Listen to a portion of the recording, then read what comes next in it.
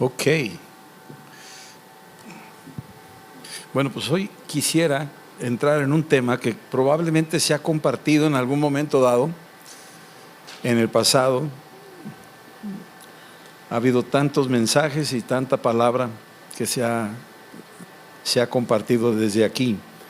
Pero hoy quisiera hablar de un tema que se llama oír, creer y hacer. ¿Puedes repetir conmigo eso? Oír, creer y hacer.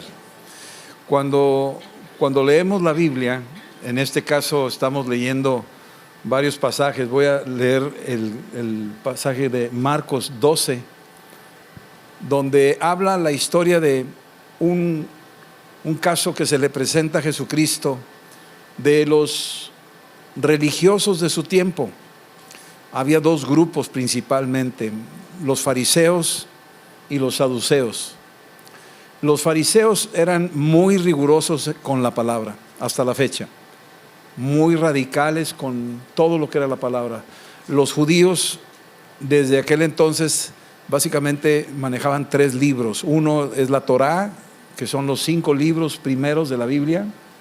La Tanaj, que viene siendo todo el Antiguo Testamento que usamos nosotros. Nosotros estamos leyendo la Tanaj, que viene siendo el Antiguo Testamento judío. Y la Talmud, que viene siendo el Talmud, un libro que los rabinos reunieron sus criterios en cuanto a tradiciones que consideraban importantes, y hasta la fecha le dan más importancia a las tradiciones que a la palabra de Dios. Eso se le conoce como el Talmud. Y había 2 grupos en los tiempos de Jesús: los fariseos, que mantenían una total fe y confianza en la palabra, añadiendo ciertas cosas como las tradiciones. Y por el otro lado estaba otro grupo que se conocían como los saduceos. Esos eran un poco más liberales, por decir así. No le daban mucho crédito a lo que decía la Escritura. Ellos no creían en los ángeles, no creían en el infierno ni en el cielo, y no creían en el alma. O sea, tenían una teología muy, muy rara, los saduceos. Y se acercan con Jesús y le ponen una prueba a Jesús y le dicen: oye, fíjate que te queremos preguntar porque no sabemos cómo interpretar esto. ¿Cómo le harías tú?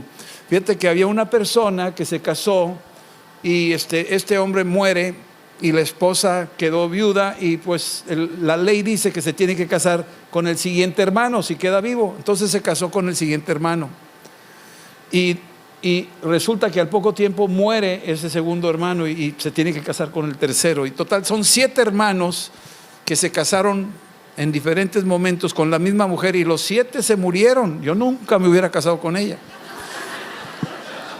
Pero bueno, cada quien su rollo, no sé ni de qué murió, ¿verdad? Pero finalmente dice ahí que los 7 murieron, y la pregunta que ellos presentaban, la pregunta teológica, era: ¿con quién va a casarse cuando lleguen al cielo? Pues para muchos es un alivio saber que no te vas a casar con la misma. O sea, no te vas a casar, es más, allá no te vas a casar en el cielo. Y algunos dirán: amén, no te creas. Pero bueno, Jesús les dice una frase que es poderosísima y te tienes que detener ahí.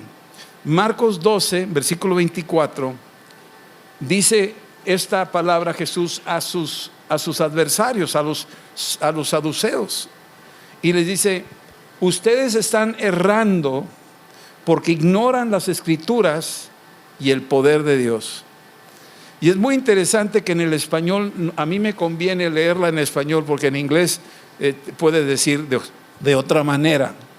Pero aquí en Marcos 12, 24, Jesús dice: ustedes están errando. Y la palabra errar tiene 2 aplicaciones. Errar es equivocarte, y errar es andar dándole la vuelta, es andar vagando. Es la misma palabra, ¿sí? Uno es intransitivo y otro es transitivo. Así es que no soy especialista en gramática, yo soy muy malo para eso. Pero leyendo el significado de errar, es lo que le pasó a Israel. Israel se equivocó, no le hizo caso a Dios. Israel también, por equivocarse y no hacerle caso a Dios, quedó en el desierto dándole la vuelta 40 años. Y muchos de nosotros, al no hacerle caso a Dios en su palabra, erramos, nos equivocamos, tomamos malas decisiones y por otro lado andamos vagando en este mundo que es un gran desierto, dándole la vuelta a muchas cosas sin llegar a ninguna conclusión. Muchos inician un círculo pero no lo cierran, andan errando. Entonces Jesús fue muy claro: están errando porque ignoran dos cosas. Número uno, ignoran la palabra de Dios. Ahorita uno de los problemas serios de nuestra sociedad y del mundo es la ignorancia de la palabra de Dios. No la toman en cuenta, no la incluyen y la hacen a un lado. Le dan más importancia a las tradiciones, le dan más importancia a lo que dicen los hombres y la palabra la ignoran.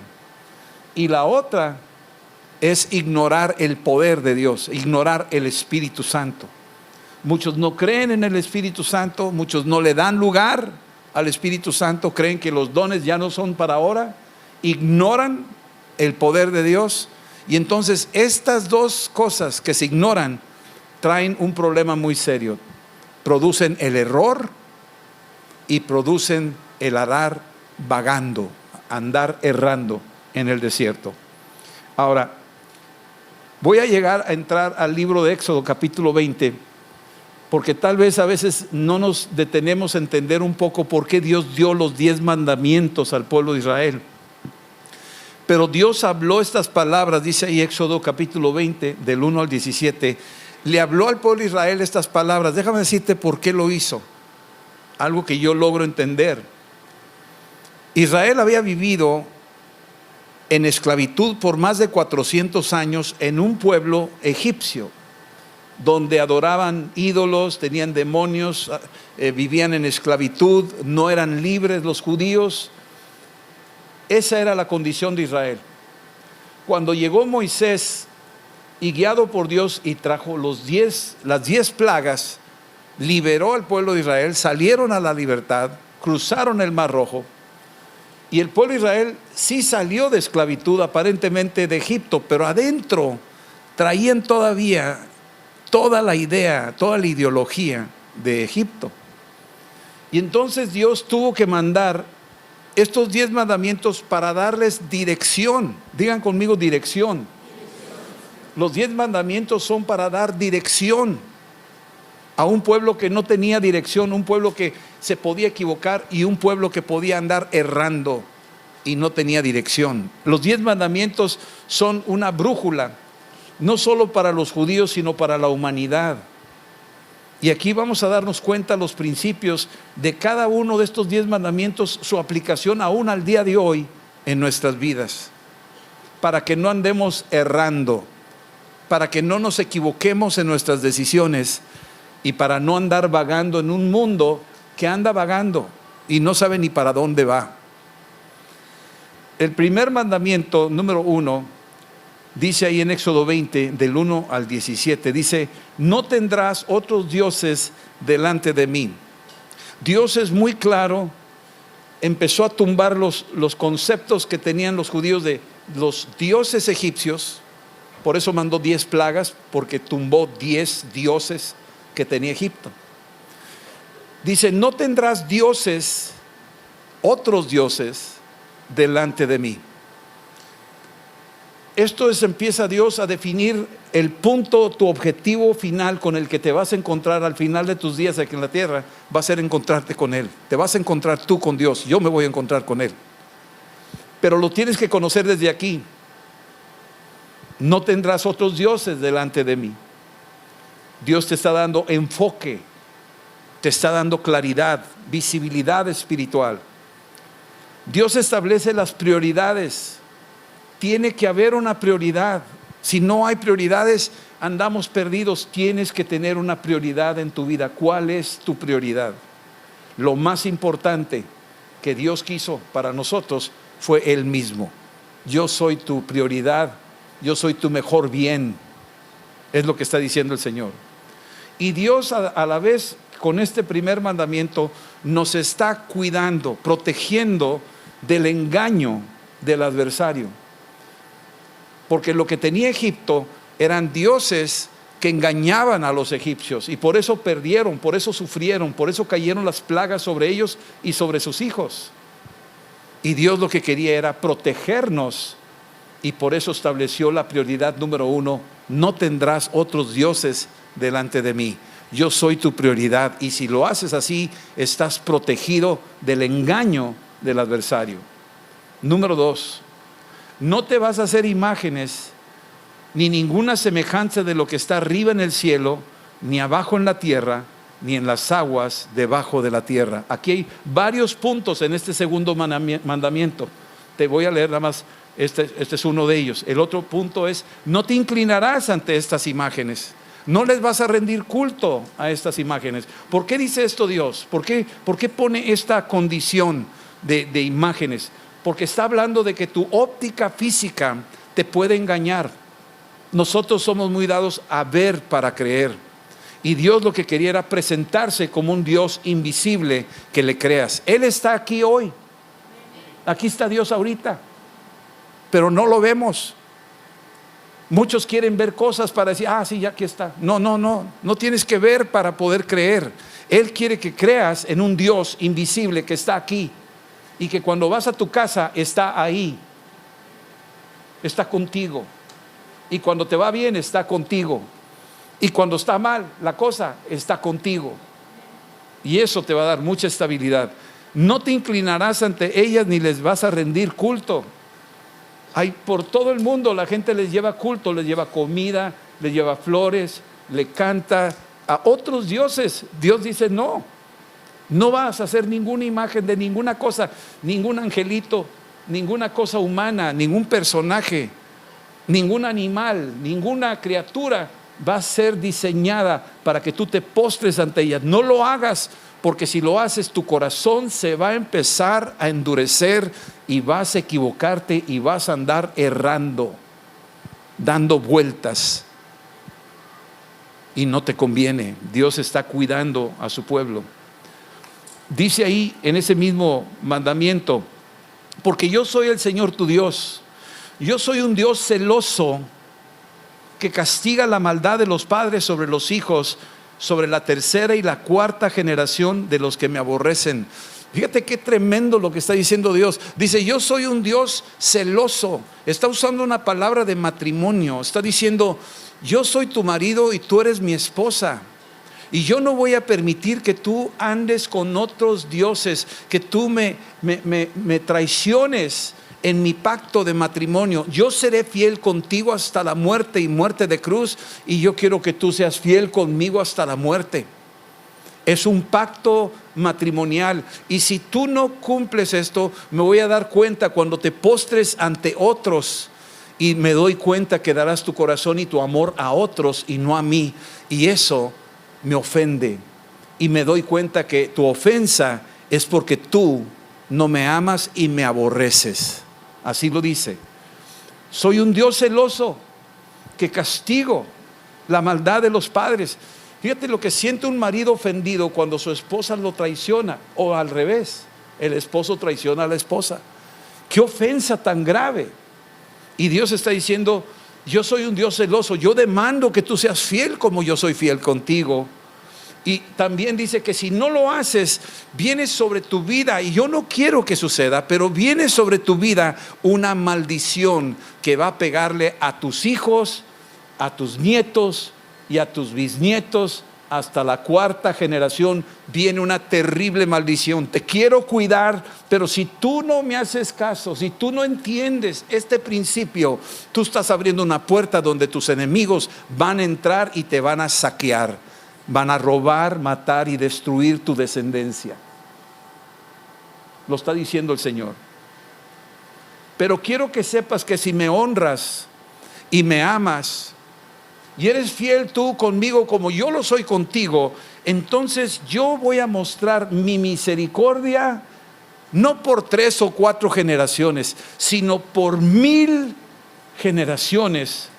Lo haré a los que me aman, lo haré a los que guardan estos mandamientos que yo les doy. Yo bendeciré a una generación que ni te imaginas, que aún todavía ni nace. De aquí a 300, 200, 500 hasta 1000 generaciones, dice el Señor. Imagínate lo que está diciendo Dios, su compromiso, no hay comparación. Cuando Él se siente ofendido, le pega hasta la 3ª y 4ª generación, pero cuando Él está agradado, hasta 1000 generaciones te quiere bendecir. Dime si no es generoso Dios.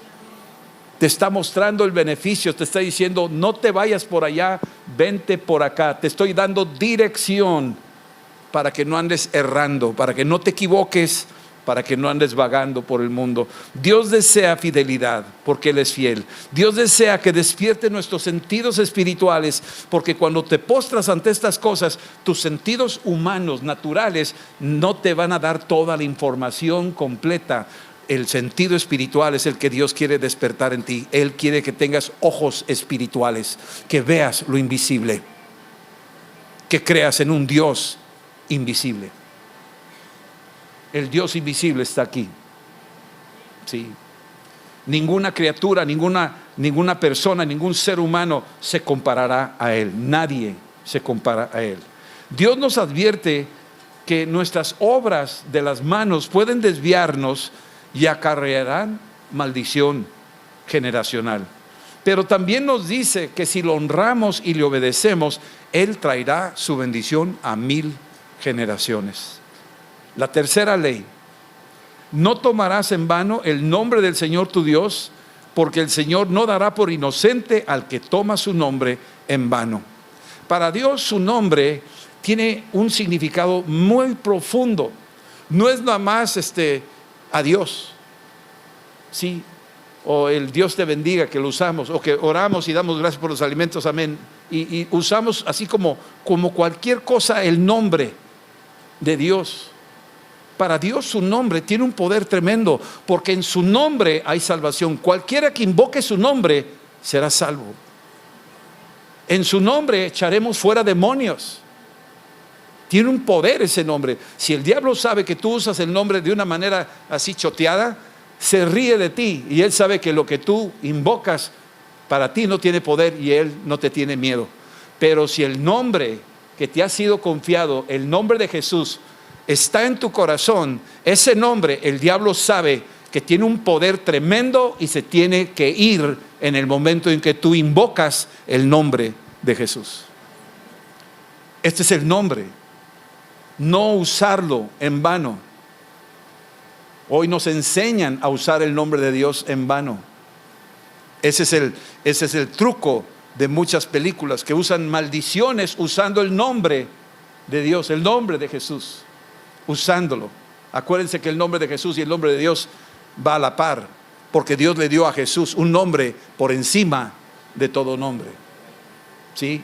Es que Dios quiere que honremos ese nombre, que respetemos ese nombre, porque en ese nombre hay poder. Tiene un poder tremendo. Y te lo voy a poner un ejemplo que aparece en el libro de los Hechos.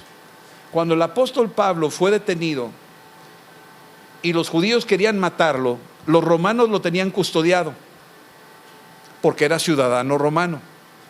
Llegó un momento donde los judíos querían que lo soltaran para matarlo afuera de la corte de los romanos.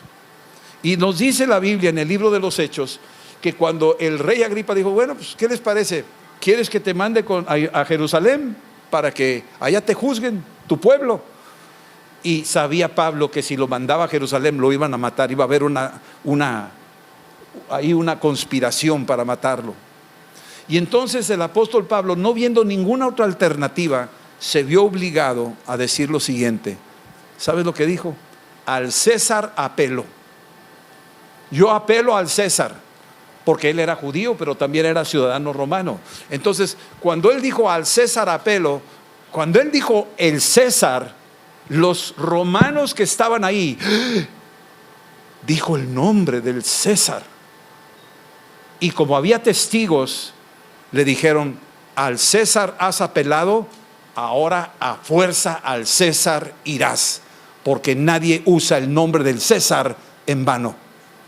Esos son los hombres. Ese era Nerón.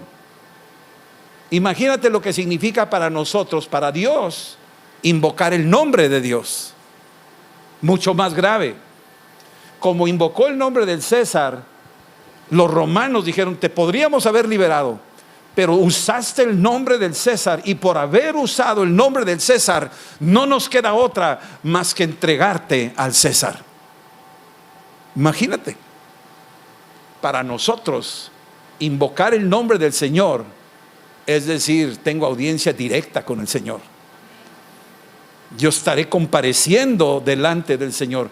Es el nombre por encima de todo nombre, no hay otro nombre, ese es el nombre. Entonces aquí lo pone bien claro: honra ese nombre, y cuando invoques mi nombre, yo iré y te responderé. Pero no lo uses de una manera a la ligera, no lo uses de una manera así nomás. Mi nombre es un nombre de un dignatario supremo de todo el universo. Ese es mi nombre. Número 4, acuérdate del día sábado para santificarlo. 6 días vas a trabajar y harás toda tu obra, pero el séptimo día será sábado para el Señor tu Dios. No harás en él obra alguna, ni tú, ni tu hijo, ni tu hija, ni tu esclavo, ni tu esclava, ni tu animal, ni el forastero que está dentro de tus puertas, porque en 6 días el Señor hizo los cielos y la tierra y el mar y todo lo que hay en ellos, y reposó en el séptimo día. Por eso el Señor bendijo el día sábado y lo santificó. En este mandamiento, cuando oímos esto, muchos dicen: pues es domingo, ¿por qué estamos aquí? Debería ser el sábado, porque es el sábado, no, aquí dice el sábado. Pero quiero decirte algo, y esto es importante para que no entremos en conflicto. La iglesia desde el primer siglo celebramos el día domingo porque fue en la madrugada del domingo en que Jesús resucitó. Cuando Él resucitó, ahora nosotros descansamos ese día en plena confianza de que Cristo triunfó sobre el pecado, sobre el diablo y sobre la muerte. Su obra fue en la cruz. Esa fue su obra maestra, su obra completa. Y ahora descansamos nosotros. Tú dirás: pero es domingo. Independientemente qué día escoges. Llegó un señor hace rato y me dijo: oiga, pero yo trabajo el sábado, el domingo no sé qué hacer, ¿cómo le hago aquí? Le dije: no te preocupes, tú toma un día, apártaselo al Señor. El propósito de esto tiene varios propósitos. Número 1, que tú apartes el día para un día para santificarlo. Es un día donde tú lo identificas, que tú te apartas del mundo y te estás enfocando con Él. Es un día que se santifica. Te estás santificando tú. Tú has venido este domingo aquí a santificarte.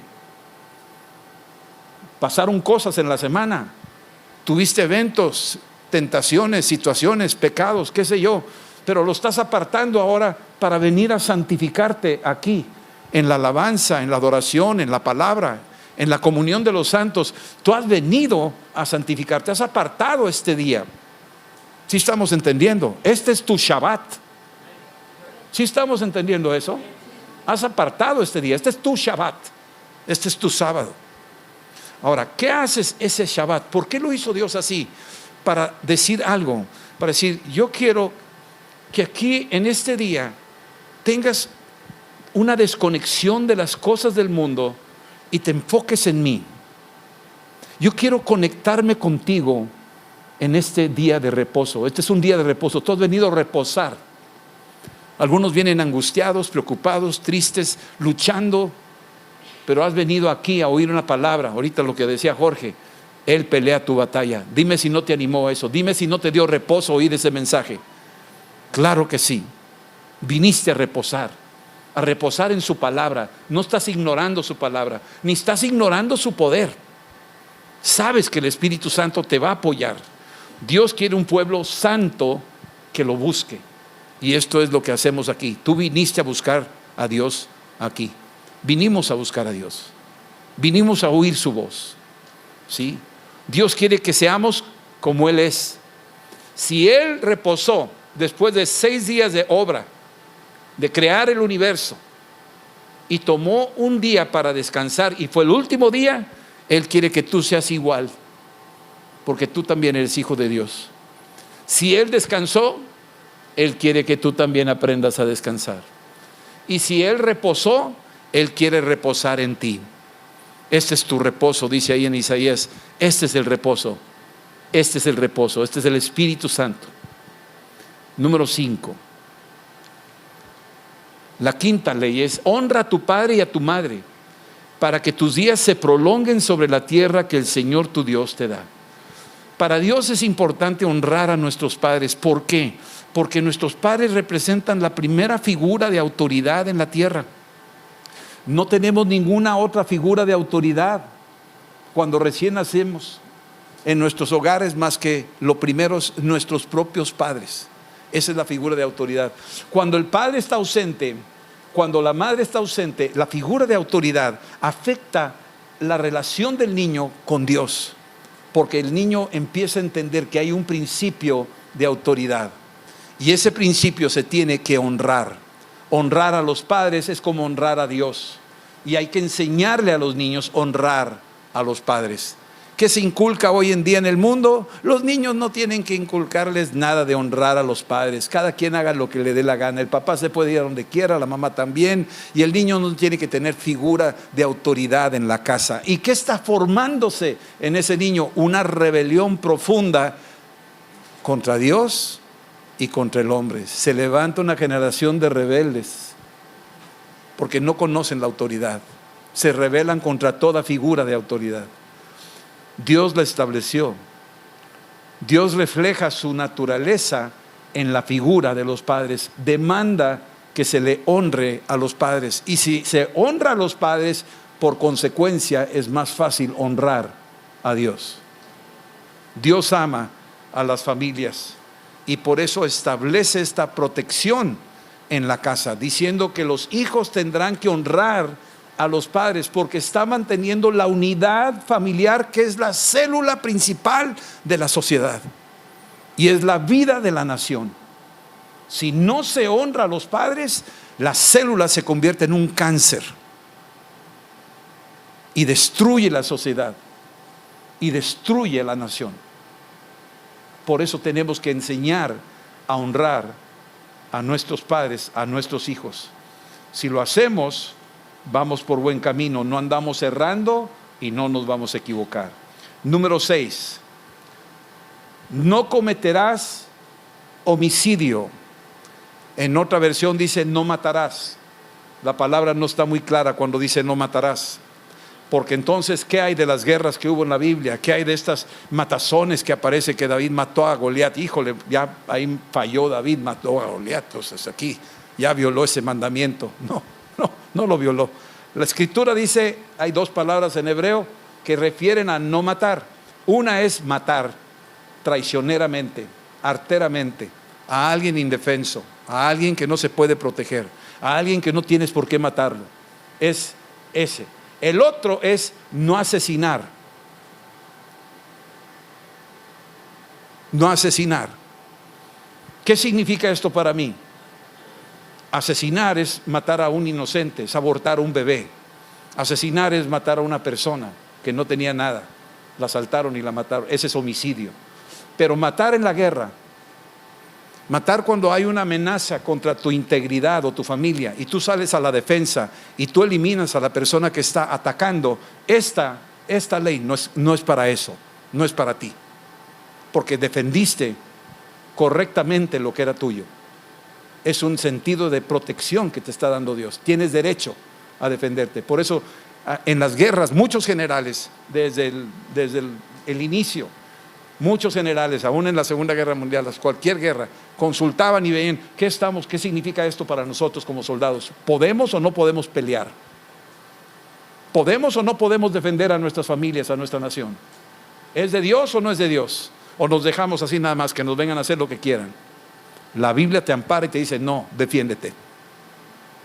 Tienes el derecho de defenderte. ¿Sí estamos entendiendo eso? Ok. Entonces, Dios ama la vida y quiere que la respetemos en todo sentido.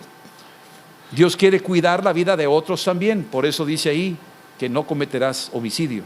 Y Dios quiere dominio propio. Esto incluye lo que Jesús decía, que si tú odias a alguien en tu corazón, ya lo mataste. Y Dios no quiere que tú cometas esa infracción. Porque aborrecer a alguien, odiar a alguien, eso para Dios es matar, es asesinar. Lo mataste en tu corazón y tú crees que nadie lo vio y Dios ve eso Sí estamos entendiendo. Y Dios quiere que tú a ese no lo mates, sino lo perdones. Número 7. El número 7 es: no cometerás adulterio. Aquí el adulterio se refiere a un matrimonio que ya está establecido delante de Dios y que una de las partes se va con otra persona. Eso es adulterio. Está adulterando la pureza del matrimonio. Y el Señor dice: no adulteres el matrimonio, no adulterarás. Fornicación es cuando dos personas tienen relaciones fuera del contexto matrimonial. Eso es fornicación. Eso es pecado también. Y Dios también lo aborrece. Pero el adulterio es muy serio para Dios, porque el adulterio implica el ataque directo a la familia. Cuando una de las partes falla y se va con otra persona y abandona a su pareja, o abandona a sus hijos, o abandona su hogar, está atacando a la familia. Y Dios está protegiendo a la familia. No adulterarás, es muy clara. Dios ama la fidelidad. Él es fiel y quiere que tú seas fiel también. Él ama la unidad. El Padre, el Hijo y el Espíritu Santo están unidos y son uno. Él quiere que el matrimonio sea uno. Los dos serán una sola carne. Tú eres una sola carne. La mitad tuya es tu papá, la otra mitad tuya es tu mamá, y está fusionado. El día de la concepción, tú eres una sola persona, por la unidad. ¿Sí?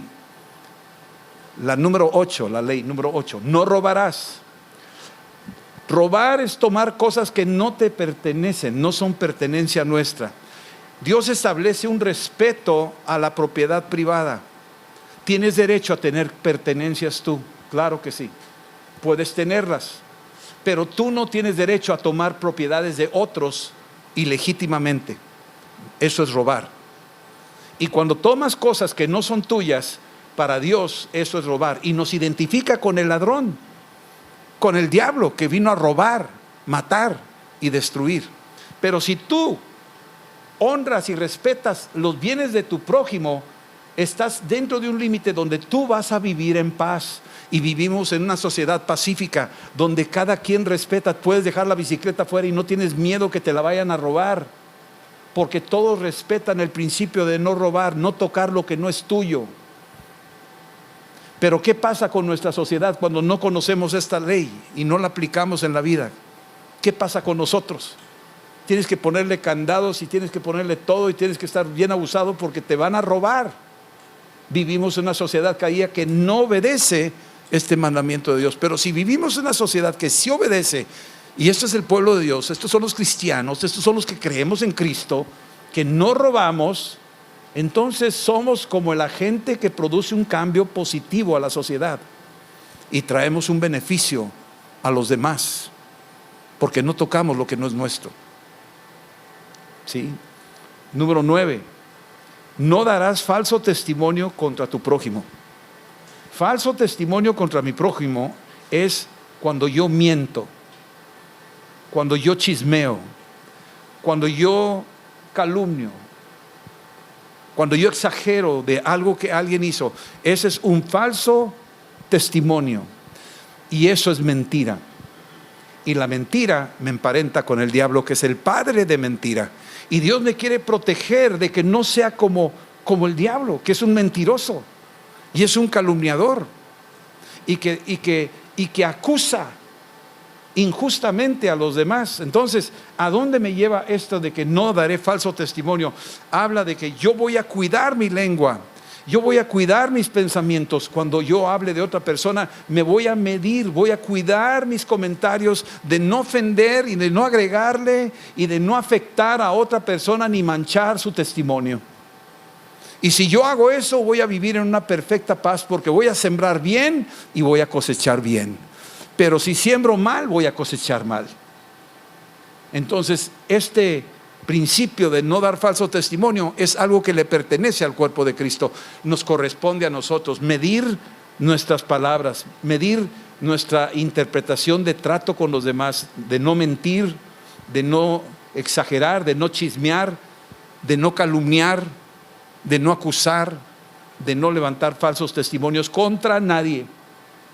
El enemigo es muy fácil porque él es el acusador de los hermanos. y nosotros no somos de Él, le pertenecemos a Cristo. Y último, el 10º mandamiento, dice: no codiciarás la casa de tu prójimo, ni codiciarás la mujer de tu prójimo, ni su esclavo, ni su esclava, ni su buey, ni su asno, ni cosa alguna que sea de tu prójimo. No codiciarás. ¿Sabes? El primer pecado que hubo en la tierra de Adán y Eva no fue que comieron el fruto, fue que codiciaron el fruto. Codiciaron ser sabios, codiciaron ser como Dios. Ese fue el pecado. Ellos pecaron primero por el corazón, dejaron entrar por la vista, dice la Biblia, que lo vio y era apetecible para alcanzar todo eso, y ya entró en su corazón y concibió pecado. Eso fue lo que nos llevó a la ruina, la codicia. ¿Y dónde vienen las guerras? ¿Dónde vienen los divorcios? ¿Dónde vienen los problemas entre nosotros? No es la codicia, no es la envidia. No le envidiaron el manto a José, que era un manto muy hermoso, y sus hermanos se lo rasgaron, se lo ensuciaron y lo tiraron a un pozo. No fue la envidia, no fue la codicia. Eso fue lo que hicieron. Y sin embargo el Señor recompensó a José, porque José nunca tuvo envidia de sus hermanos. Nunca tuvo envidia de sus hermanos. Es que Dios busca que todos tengamos contentamiento con lo que tenemos. No está hablando de conformismo, está hablando de que lo que tienes, con eso puedes hacer millones, pero depende de ti si le echas ganas o no le echas ganas. Algunos quieren la ruta corta, se quieren hacer ricos rápido. ¿Cómo? Codiciando, quitándole al otro. Pero Dios te dice: te estoy dando talentos para que tú los hagas también. Con estos recursos tú puedes vivir abundantemente, vivir con contentamiento y agradecido, y vas a prosperar y te va a sobrar para dar a otros. Pero no codicies, porque si codicias, ni tú vas a disfrutarlo y vas a hacerle la vida de cuadritos a tu vecino. Es como el que tiene el helado en la mano, el niño ahí, y tiene de fresa, y le dan al otro de chocolate, y yo quiero ese, y aquí está todo derritiéndose en sus manos aquí. O sea, Dios dice por codicia. De ahí viene la palabra codos de Monterrey, pero no, creo que, bueno, ese es otro término, eso es otro mensaje. Entonces Dios busca eso, y Dios aborrece la envidia. Le preguntaron a Jesús, Mateo 22, y ya estoy terminando. Le preguntan a Jesús en Mateo 22, 36 y 40, dice esto: Señor, ¿cuál es el gran mandamiento de la ley? Aquí leímos 10 mandamientos. Según los judíos, y lo que sabemos, son 613 mandamientos en el Antiguo Testamento. 613 mandamientos. Imagínate. Puros no. Y por eso muchos dicen: ya no quiero ir a la iglesia porque son puros nos. Y no es así. No es el no para enjaularte. Es el beneficio de decir: ¿cuál es el principio? ¿Qué me quiere decir esto? ¿Me ayuda o no me ayuda esto? ¿Me bendice o no me bendice esto? Y Dios está diciéndole algo muy importante. Aquí Jesús a sus discípulos les dice aquí: ¿cuál es el mandamiento, el más grande de todos? Y dice Jesús: amarás al Señor tu Dios con todo tu corazón, con toda tu alma y con toda tu mente. Este es el grande y primer mandamiento. Si tú lees los 10 mandamientos, los primeros 4 se refieren a Él. Amarlo a Él, honrar su nombre, no adorar otros ídolos. Es amarlo a Él por encima de todo. Hay gente que ha dado su vida por amor a Él, así como Él dio su vida por amor a nosotros. Amarás al Señor tu Dios con todo tu corazón, con toda tu alma, incluye tus pensamientos, tu voluntad, tus emociones, y con toda tu mente. Este es el grande y el primer mandamiento: amar. La ley se cumple cuando amamos. Oímos, creemos y hacemos. Amén. El segundo es semejante: amarás a tu prójimo. El primero es amar a alguien invisible, pero el segundo, increíblemente, pero la Biblia dice que si tú amas a tu prójimo, has cumplido toda la ley. Así lo dice la Biblia. Así es que este mandamiento, el segundo, es semejante, es igual de importante. Tú amas a un Dios invisible, gloria a Dios, pero no amas a tu prójimo a quien ves. ¿Cómo está eso? A ver, platícame. Y aquí el Señor está diciendo: yo te estoy dejando gente a tu alrededor para que la ley se cumpla en tu vida cuando los amas como son, cuando los perdonas, cuando sobrellevas la carga despacito con ellos, y mantener la paz hasta donde te sea posible. Así dice Romanos. Amarás a tu prójimo como a ti mismo. Como a ti mismo. Es que no hay espacio para que no te ames a ti. Hay gente que no se ama. Aquí también la ley te obliga a amarte a ti mismo. Si tú no te amas, este es el día donde tienes que decir: me amo. Pero no como el comentarista que decía: qué bonito soy, cómo me quiero. No se trata de ese amor. Ese es un amor enfermizo y chueco. ¿Sí? Estos mandamientos nos hacen depender de toda la ley, nos hacen cumplir toda la ley. El amor es la clave de todos estos 10 mandamientos. Así que aquí concluyo. Vamos a orar y pedirle a Dios que nos llene de ese amor por Él y amar a nuestro prójimo. Si yo amo, no asesino. Si yo amo, no adultero. Si yo amo, no robo. Si yo amo, no envidio. Si yo amo, estoy bien, estoy en paz.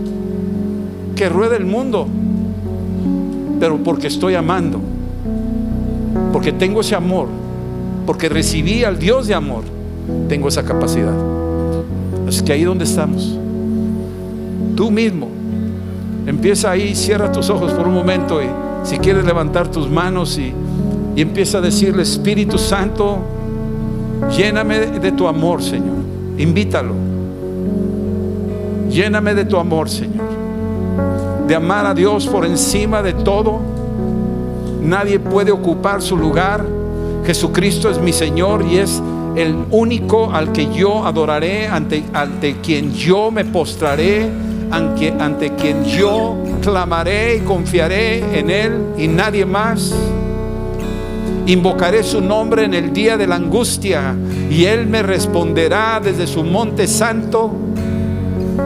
Y en el nombre de Jesús invoco su nombre, porque por ese nombre soy salvo. Así es que tú puedes invocar su nombre con toda confianza ahora y decir: Jesucristo es mi Señor y Él lavó mis pecados con su sangre, y su sangre es la expresión más grande de su amor por mí y por toda la humanidad. Ven y lávame, Señor, y lléname de tu amor, ese amor que amo a Dios por encima de todo y amo a mi prójimo como a mí mismo, en el nombre de Jesús. Gracias, Señor, que en este amor se cumple toda la ley. Dilo conmigo: en este amor se cumple toda la ley. Lo oí, lo creí y lo voy a hacer. Lo oigo, lo creo, lo hago en el nombre de Jesús. Gracias, Padre. Amén. Amén. Dios los bendiga. Los que, gloria a Dios, denle un aplauso al Señor por eso. Aleluya. Los que vinieron por primera vez, les hacemos una invitación aquí al cubículo que está acá a mi izquierda, para unos 3-4 minutitos nada más, saludarlos, darles algunas palabras de bienvenida, explicarles un poco qué es esto de Amistad de Monterrey. Esa es una. El miércoles próximo es la última plática o estudio que se va a dar sobre conquistando 2 mundos, así es que están invitados para venir. Es una clausura que vamos a hacer ahí. Y bueno, ahí estaremos en contacto. El Señor los bendiga a todos ustedes y ahí nos estaremos viendo. Muchísimas gracias.